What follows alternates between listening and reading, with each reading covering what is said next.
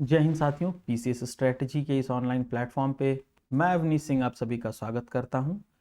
और आज से हम लोग मेंस की एक सीरीज स्टार्ट कर रहे हैं। मेंस की एक सीरीज स्टार्ट कर रहे हैं जिसमें जिसमें ध्यान से सुनिएगा। हम लोग क्या करेंगे, जो आयोग के टॉपिक्स हैं उनको क्या करेंगे, साधारण भाषा में उदाहरण के साथ, ध्यान दीजिएगा, उदाहरण के साथ साधारण भाषा में हर टॉपिक को समझने का प्रयास करेंगे। 5 से 7 मिनट, मैक्सिमम 10 मिनट के अंदर। उत्तर लेखन का काम नहीं करेंगे, स्पष्ट कर दें, यहां पे उत्तर लेखन नहीं होगा। हम लोग क्या करेंगे, सिर्फ कीवर्ड्स को समझेंगे। एक तरह से कह लें तो डिटेल सिलेबस को समझ लेंगे, और जिन जिन टॉपिक्स पे यूपी पीसीएस प्रश्न पूछा हुआ है उसको क्या करेंगे, उन उन टॉपिक्स को हम साधारण भाषा में उदाहरण के माध्यम से समझने का प्रयास करेंगे। कैसे? जैसे यहां पे लिखा हुआ है, दृढ़ विश्वास का साहस क्या है। मेंस 2023 में ये प्रश्न आया है, पीसीएस मेंस 2023 में ये प्रश्न आया है कि दृढ़ विश्वास का साहस क्या है और लोक सेवकों की नैतिक परिस्थिति में यह क्या करता है, कैसे सहायता करता है। तो इसमें हम लोग क्या करेंगे, दृढ़ विश्वास का अर्थ क्या है, इसको कैसे डिफाइन करेंगे, इसको हम लोग क्या करेंगे, समझने का प्रयास करेंगे। ठीक ना? और बहुत ज्यादा समय नहीं लेंगे। आज पहला वीडियो है तो थोड़ा सा स्लो रहेगा, वरना वीडियो थोड़ा सा फास्ट रहेगा। जैसे देखिए, आइए समझते हैं इसको हम लोग कि दृढ़ विश्वास का साहस क्या है। देखिए यहां लिख रहा है, दृढ़ विश्वास का साहस यानी जिसको हम लोग कहते हैं करेज ऑफ फर्म कन्विक्शन का मतलब क्या होता है। जब कोई व्यक्ति या संस्था अपने सिद्धांतों और आदर्शों के प्रति पूरी तरह से अडिग रहता है। कोई व्यक्ति या संस्था अपने जो सिद्धांत हैं या जो उनके आदर्श हैं उनके प्रति पूरी तरह से अडिग रहता है, और कठिन परिस्थितियों या आलोचनाओं के बावजूद, यानी कि अगर परिस्थितियां विपरीत हैं या फिर लोग उनकी आलोचना भी कर रहे हैं तो उसके बावजूद, उसके रहते हुए भी वो क्या करता है, सही निर्णय लेने का प्रयास करता है। कैसे? साहस दिखाते हुए। व्यक्ति या सरकार जो है वो क्या करती है, अपने सिद्धांतों और विश्वासों के अनुसार कदम उठाती है, भले ही इसके लिए विरोध का सामना करना पड़े। तो यहां पे देखिए, दो चीज क्या इंपॉर्टेंट है, सिद्धांत और आदर्श के प्रति जो है अडिग रहना, और दूसरा आलोचना होना। तो आलोचनाओं के बावजूद, है ना, विरोध के बावजूद यदि कोई व्यक्ति अपने सिद्धांतों और आदर्शों के प्रति पूरी तरह से अडिग रहता है तो क्या कहलाएगा वो, करेज। लोग कहते हैं ना, करेज है, साहस दिखाओ। तो courage of firm conviction, firm मतलब क्या होता है, दृढ़ता के साथ किसी बात को कहना। तो अपने विश्वास में भी दृढ़ता दिखाना, अपने विश्वास में भी दृढ़ता दिखाना। ठीक ना? साहस के प्रति जो आपका विश्वास है उसमें दृढ़ता दिखाना क्या है, दृढ़ विश्वास का साहस है। जैसे जैसे अगर उदाहरण के माध्यम से हम समझने का प्रयास करें, तो ट्रिपल तलाक वाला जो इशू था गवर्नमेंट का, यानी कि 3 बार तलाक देने की जो प्रथा थी उसको संवैधानिक रूप से अवैध घोषित कर दिया।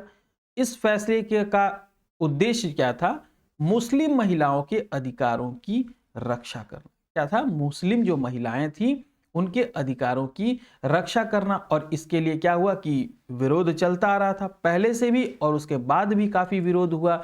लेकिन सरकार जो है क्या की, दृढ़ विश्वास का साहस, दृढ़ विश्वास, अपने साहस के प्रति दृढ़ विश्वास दिखाते हुए क्या किया, उसने फैसला लिया महिलाओं के पक्ष में और सामाजिक न्याय के पक्ष में। उसने फैसला लिया और इस फैसले से क्या किया, उसने जो है अपने आप को साबित किया कि हम सही डिसीजन लेने में, एक नैतिक और सही डिसीजन लेने में सक्षम हैं, उसमें दृढ़ हैं, हमको कोई डिगा नहीं सकता है।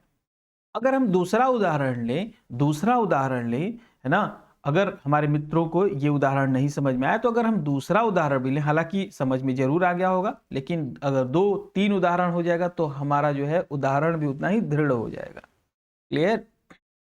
अभी हमने देखा है कि यूपीपीएससी आयोग की जो है पेपर लीक का जो है काफी इधर जो है इंफॉर्मेशन आ रहा था कि मतलब पेपर लीक हो जा रहा है, पेपर लीक हो जा रहा है, ठीक ना। एक घटना घट रही थी पेपर लीक की।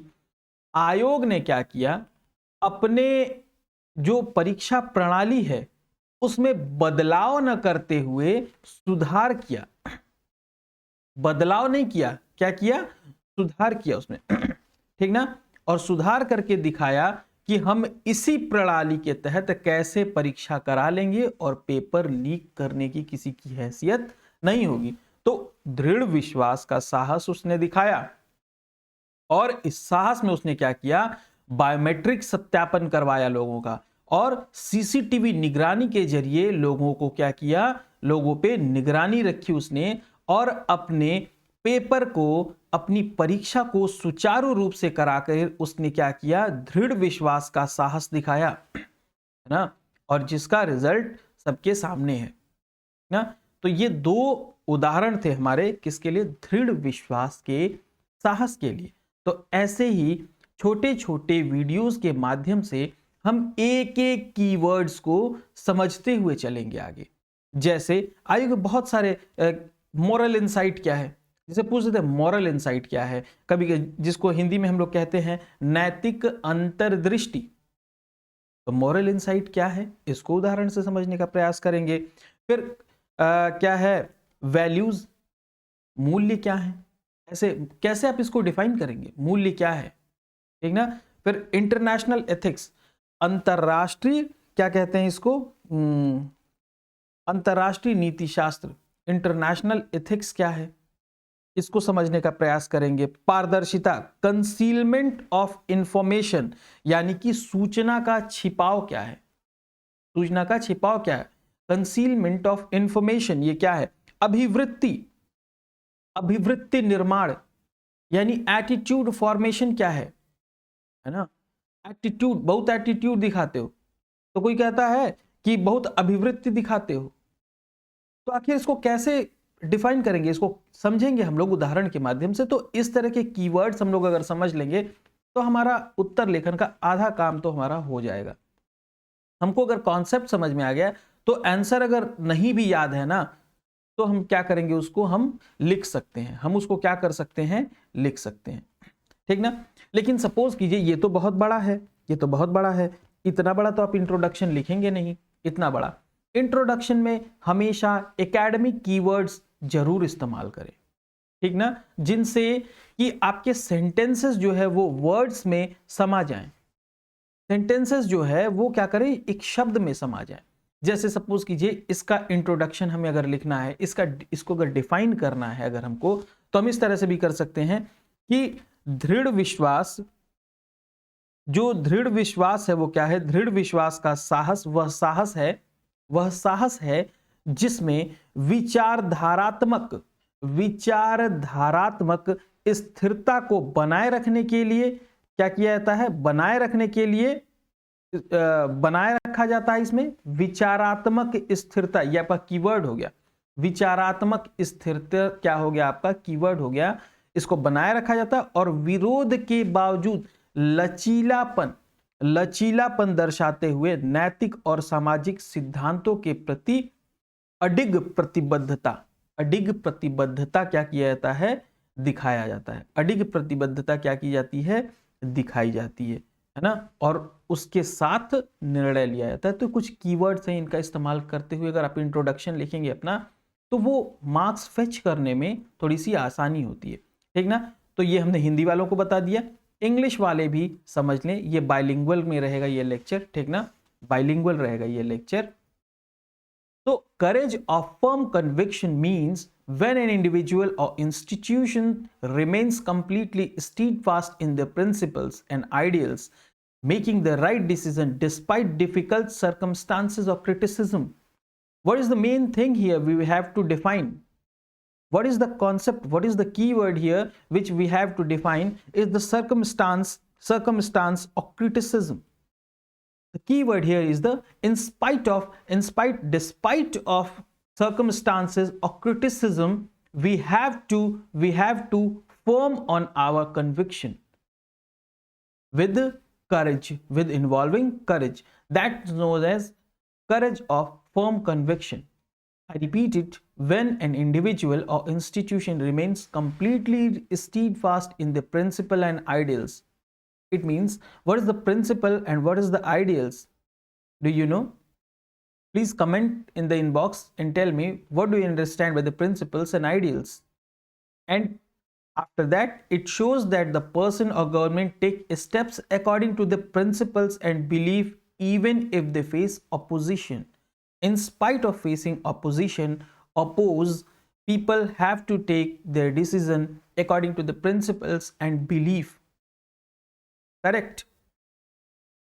If we move forward and we understand it with the example, we can have the example of triple talaq. Triple talaq, where the aim and of the decision was to protect the right of Muslim women. The aim was to protect the right of Muslim women, although it was a significant opposition to this decisions. Many of parties, women and peoples were opposing to this decision of the government. In spite of that, they have taken the decision, right? So it shows their firm conviction. It shows their firm conviction. And in second example, if we take a second example, the second example is a UPPCS commission, where they stop the fraudulent, where they prevent all the fraudulent and caught cheating, or by implementing their new technological measures, right? They use biometric verification in CCTV surveillance. I have seen, when I look upward in my room, there was a CCTV surveillance. I was under the CCTV surveillance, so there's no chance of cheating there, right? So this was the second example. Both the example you can put in your answer to enhance your marks.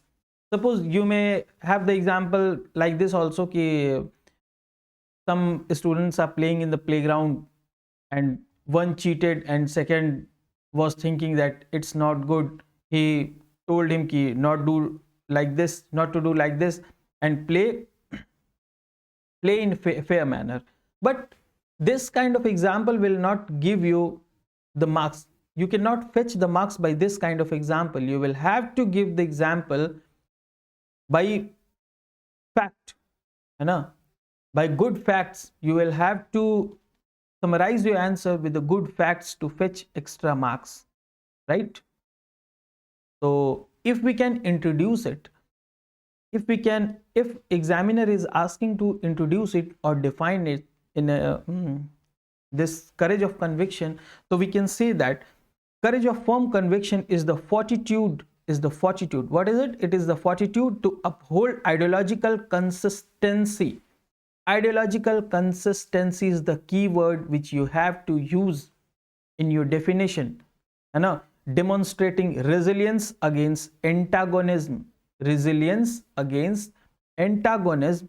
Right?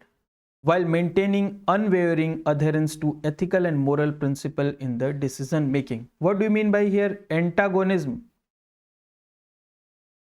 What do you mean by antagonism? यानी विरोध के बावजूद, ठीक ना? So this was the lecture. Thank you for today. Have a nice day. आप सभी को जय हिंद,